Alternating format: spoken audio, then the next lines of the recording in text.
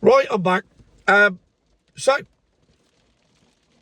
I looked at the Auto Express Awards, expecting to see every award for a used car in whatever category being won by a milk float.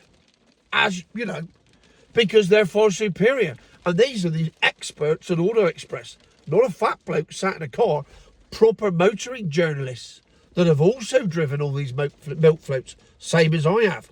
But their opinion, because they get paid for it, and technically I don't, even though I do, but you know what I mean. Their opinion is more valid. So I think it's very important that we listen to the experts at Auto Express when they say what is the best used car. So we'll start at the bottom and work up. Now, first of all, they've gone for the best used van on the market. Now, you know my feelings on vans, so I'm sure, absolutely positive, it's going to be the Vivaro E, because you can pick them up for the same price as a Twix.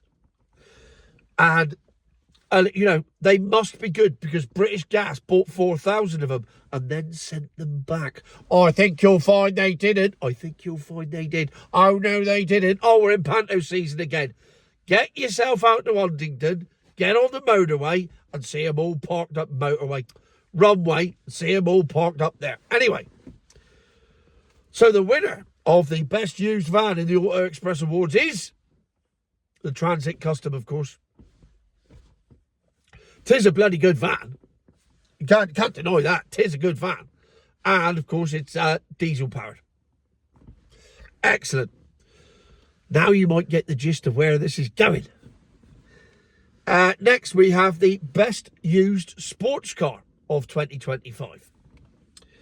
Obviously, this is going to be the Porsche Taycan or the MG Cyberster, because those are milk floats, so they're superior and better in every way and every shape and form, and nobody can tell you different because they are.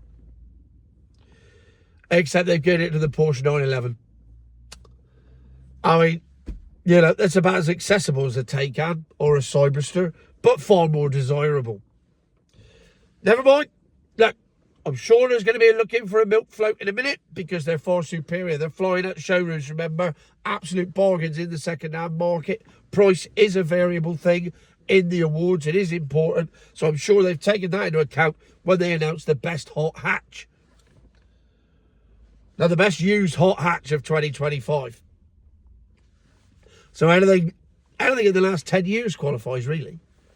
So I would imagine they've gone for the BMW i3. Well, it's a hatchback. You can't count the Renault 5 yet because it hasn't been out long enough. So it must be the BMW i3, the hot hatch with barn doors and dam buster styling and oak furniture. No, they've gone for the Fiesta ST. Get in. One of the best cars I've ever driven. Because, and funny enough, I hadn't seen this episode of the Grand Tour before, but Jeremy had one on the Grand Tour and they all agreed it was absolutely banging, and it is. True story, I picked this one up from Ivy Bridge in Devon and had to take it to a dealer in Exeter, and I was that excited about it, I didn't do a video on it, because when I got there, it turned out that the bloke that was selling it, I picked it up for motorway, Carwow, whoever it was.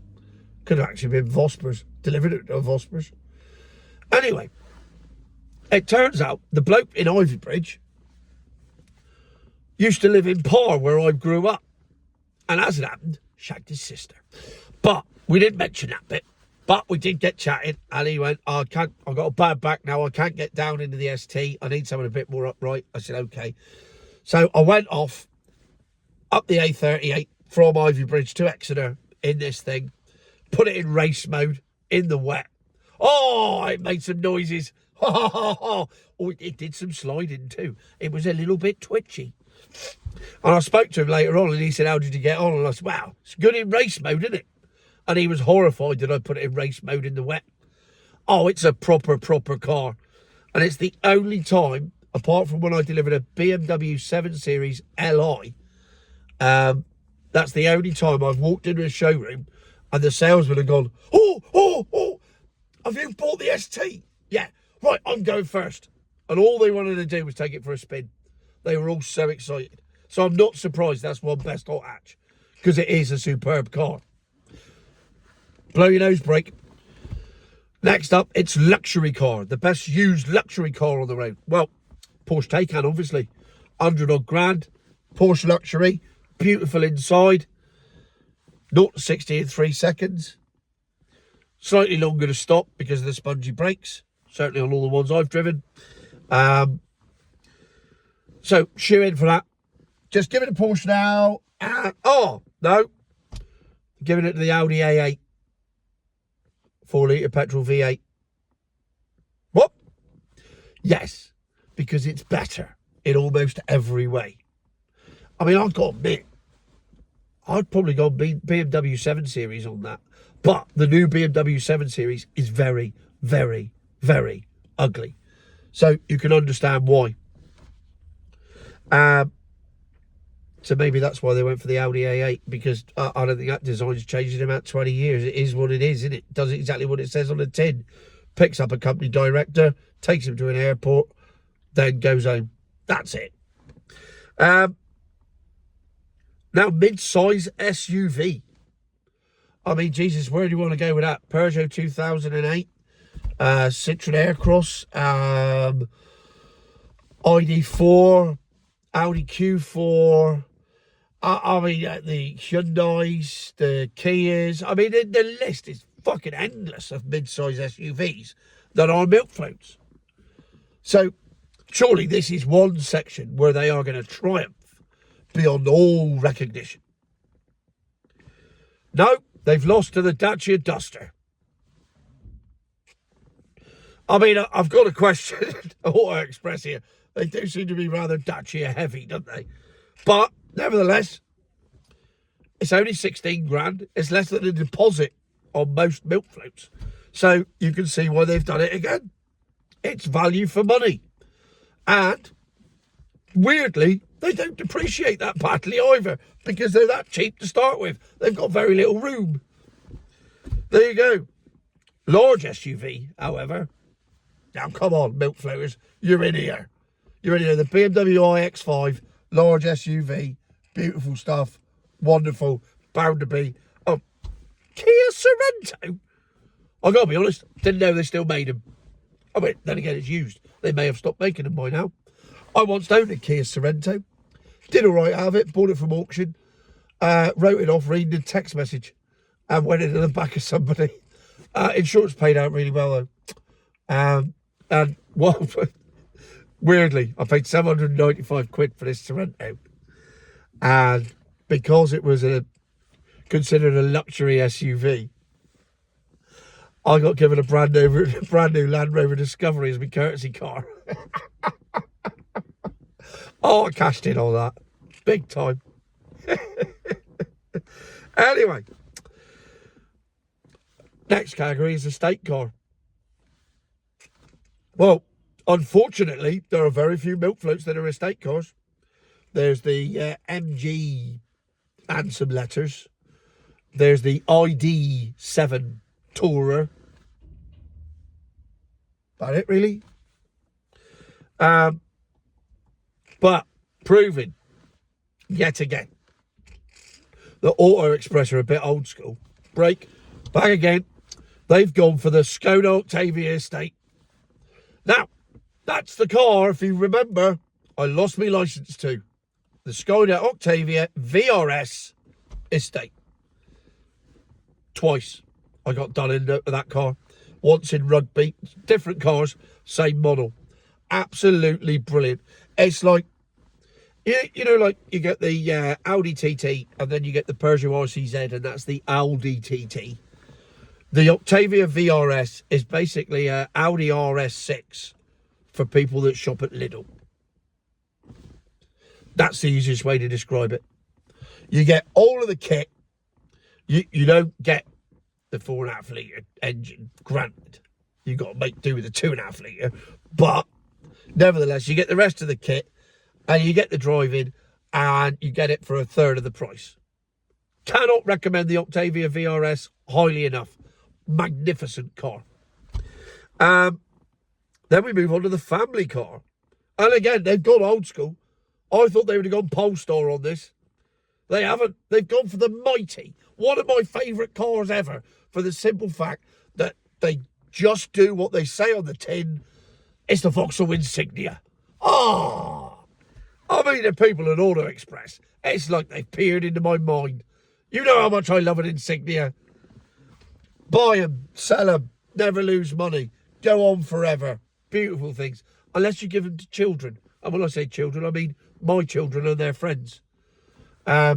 Because Jonah wrecked his, and Charlie, his mate, I bought him an Insignia from the auction. Absolute bargain. One owner from new, exclusive. Old man's car, leather, walnut, the lot. 8 months later, scrap. Never seen a kid like it. He is a destroyer of cars. He's like Robert Oppenheimer of the car world. Best Super Mini. Leap Motor TO3. Gotta be. Super Mini, super cheap, super economical, super shit. So no, naturally, it's the Skoda Fabia. Or Fabia. I think Fabia because of labia. I don't call them labia. You'll never look at a Skoda Fabia in the same way again now, will you? I've ruined it for you. Ha! You're welcome. And finally, the best used car on the market right now in Britain. Out of everything. The best one is... Was that a Tesla Model 3? Did you say Tesla Model 3? Tesla Model Y. I see your Teslas. And I would have said, actually, they got to be up there. They have got to be up there in the used car market. They have got to be. Because they're not bad cars. The fact that they're milk floats, take that away. If a Tesla had a petrol engine, it'd be ace. But it's not, it's a milk float. So the nice people at Auto Express have decided the best used car on the market. Again, I can only assume that Auto Express is being run by people my age. Because they've gone for the 3 Series BMW. Petrol. Best used car on the market right now anywhere in Britain. Bang. No question. No milk float. Straight in. Straight in with a straight 6. Or they might even be 4s now. The new ones. Either way, the BMW 3 Series. Absolute wonderful. Bit of classic car. You can't go wrong with that. Lovely stuff. Thank you very much. That's 1, 2, 3, 4, 5, 6, 7, 8, 9, 10, 11, 12, 14 categories. No milk floats. I think you'll find the experts disagree. And who am I to argue with the experts when they present an argument that I like? I mean, if they'd put all milk floats in, I'd be slagging them off. But they didn't, so I don't need to.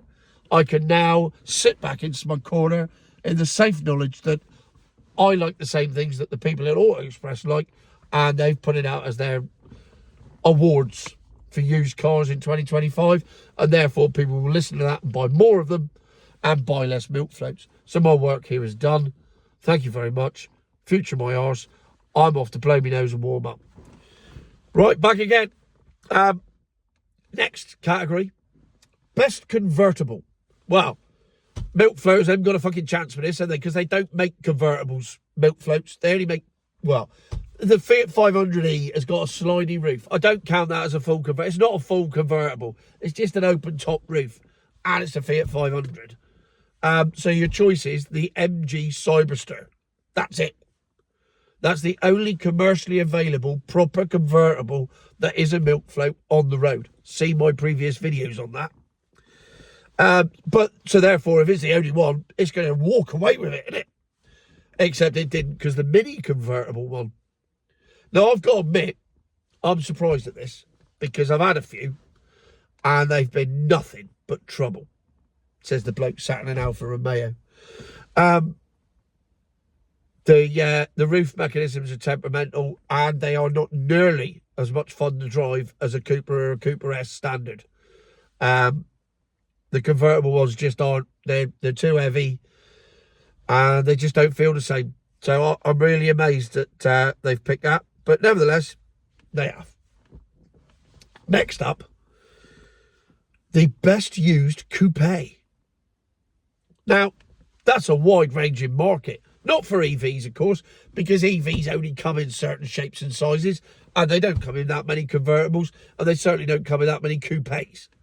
But there is the Audi e-tron GT, which is the closest you will get to it. However, it's an e-tron, which means that it's shit right from the start.